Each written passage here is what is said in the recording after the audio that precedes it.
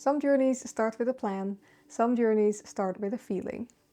Ours started with a quiet thought we could no longer ignore. We didn't know it yet, but Sweden would answer that feeling faster than we would ever expect. Welcome to episode 2 of our 10-part series about our journey moving abroad. Every Wednesday and Friday this December we're going to share everything. The why, the how, the costs, the struggles, and the moments that made us fall in love with Sweden. We started our search in July of 2024, fully expecting to spend 3 to 4 months traveling across Sweden, camping in a tent, visiting dozens of houses, and then heading back home. Our plan wasn't even to find a house yet. We just wanted to figure out which area we liked. Winter house hunting wasn't really an option.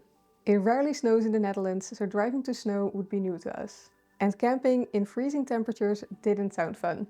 But then, after just 2 weeks, we found the one. The first house we saw felt right immediately. The timing, the location, even just walking through the rooms, everything clicked. This is big.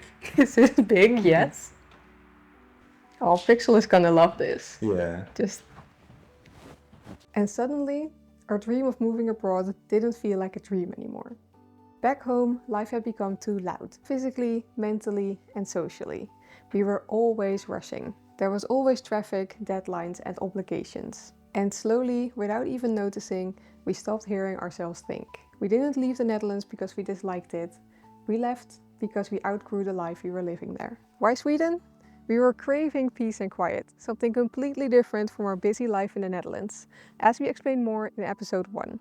We wanted space, nature, and a slower pace. But honestly, we were expecting house hunting to be incredibly difficult. Months of driving, dozens of viewings, and still returning home empty-handed. So this trip wasn't even about buying a house. It was about researching if this dream could even work. But from the moment we arrived in Sweden, we loved it. The small towns, the scenery, the quiet, it felt like a different world. So we started looking online, mostly on the website Hemnet. And we had a clear list of non-negotiables. A freestanding house with a detached shed, 100 to 150 square meters of living space, 2,000 to 5,000 square meters of land, somewhere to protect the car from snow and rain, a space for an office, functioning utilities, a bathroom window for ventilation, and no underfloor heating. It sounds like a lot, but after living in our tiny apartment for 8 years, these things became essentials. And then came the surprise. We only saw one house, the first one, and it was the one. Walking into the house for the first time, everything clicked. The atmosphere, the location, everything just felt right. And for me, it was the arch between the dining room and living room that made me fall in love. We didn't waste any time. That same evening, back in our little cabin, we wrote an email to the realtor saying we wanted to make an offer. We fully expected not to get it. We were mainly doing it to experience how the Swedish bidding process works. The sellers replied with a counteroffer, a little higher, but they also wanted to include their whole firewood stash and the ride-on lawnmower into that price. And even then, it was still below the original listing price. This price would have been our maximum, so we had no reason to say no. In fact, we literally wrote the email saying yes to the counterbid right there in the car in the McDonald's parking lot. In the end, we paid around 800,000 Swedish kroner for the house. Of course, we had doubts. The house was close to a big road, it needed renovations, and we had no idea if the money we'd put in would be worth it. But the excitement completely overweighed the worries. A couple days later, we were sitting in the realtor's office signing papers. And this part surprised us. In Sweden, the whole process works differently than in the Netherlands. You don't need a notary office for anything. Everything goes through the realtor. It felt a bit strange, but very efficient. But we had one obstacle. If you are liking the video so far, go give us a like. And whilst you're down there, also subscribe, because that helps us out a lot. We would love to reach 5,000 subscribers by the end of the year. And we also do have our memberships turned on. It's the very lowest tier that's possible. So if you want to support us even more, that is an option as well. Thank you so much. The only requirement we didn't meet, having a Swedish bank account.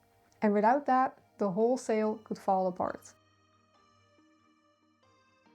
And of course, all of this was happening during the Swedish summer holidays when everything slows down. That part of the story is for episode 3. And trust me, that episode gets intense. Finding this house made everything feel real. Moving abroad wasn't just a dream anymore, it was happening.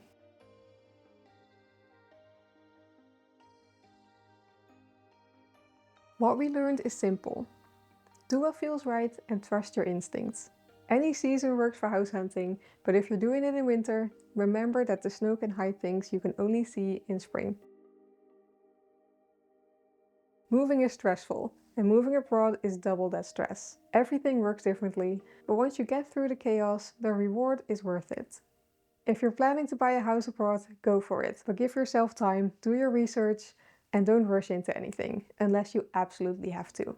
What made everything harder, but also more exciting, was the uncertainty. When you buy a house in your own country, you know the rules, you know the system, you know what you're looking at. But buying a house abroad, you're constantly switching between "this is amazing" and "what are we doing" every 5 minutes. We spent hours researching what locals probably don't even think about.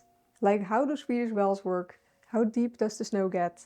How do septic tanks get emptied? And all the little details that come with living in the countryside. But something we didn't do well enough was the obligation to properly check the house for hidden issues or have it professionally inspected. And we noticed that immediately after getting the keys. The kitchen, for example, looked fine at first glance, but once we opened the cupboards, we saw how old and worn everything actually was. And on day 1, we also discovered that the heat pump didn't work at all. It was a bit of a shock, but in a strange way, it also turned out to be a blessing. It pushed us to make upgrades right away. A new heat pump and later also a wood stove. Those changes have already made a huge difference. The kitchen though, that's still a future project. For now, we're basically camping in it until we can renovate. We also quickly realized how different Swedish houses are from Dutch ones. Bigger plots, more privacy, more land, but also older systems, more maintenance, and surprises you only discover once you move in. But even with all that uncertainty, the idea of having space, real space, felt like freedom. A place to breathe, a place to grow vegetables, a place to have animals, a place where creativity finally comes back because your brain has room again. And maybe the possibility of a future family, if that chapter ever feels right to begin. And I think that's why the house felt so right. Not because it was perfect, it absolutely wasn't, but because it felt like a new beginning. Something we could build on, something we could make ours. That first yes made all the uncertainty and planning worth it. Our journey was just beginning and our home in Sweden was the start of something really exciting. In the next episode we dive into the hardest part of this journey, the thing that almost made everything fall apart, getting a Swedish bank account. Let us know in the comments if you have any more questions and we will answer them in future episodes or in the comment section. Thanks for watching and welcome to our story.